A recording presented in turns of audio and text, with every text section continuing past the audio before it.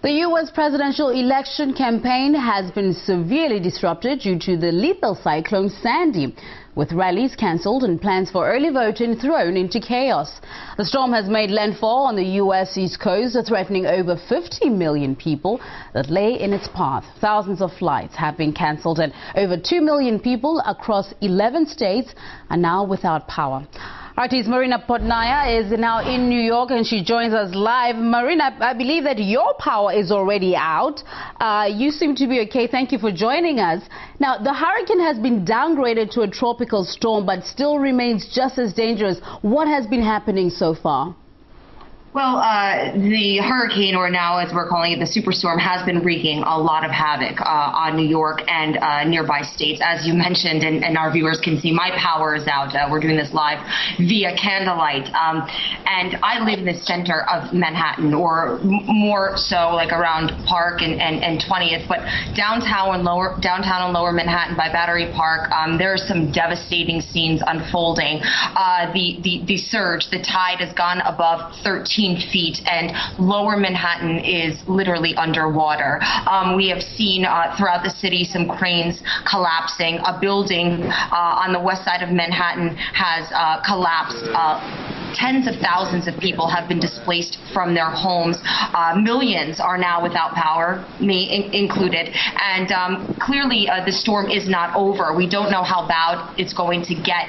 It is worse the more south you are in Manhattan, but we can't disregard the outer boroughs like Queens and Brooklyn and Staten Island. All of New Yorkers right now are suffering, and I should extend that to all those living in New Jersey, Virginia, Maryland, along the East Coast. This is a brutal storm. It may be easing up, but clearly it's causing significant damage. Yeah, that's right, Marina. We've seen, of course, out there in New Jersey, flooding already taking place out there. Now, let's talk about what's important here. The elections are coming up with just a few days away. Can you tell us how the storm is affecting the presidential race?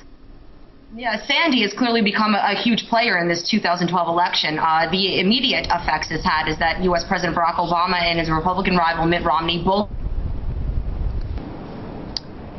Right, it looks like we've lost Marina Potnaya there in New York. Obviously, her power outage is off and we're working off candlelight there, but she just updated us there on how that storm is taking place. Right, for more information, you can, of course, follow her on Twitter at Marina's Twitter feed for all the latest. And you can get more information on our website at rt.com.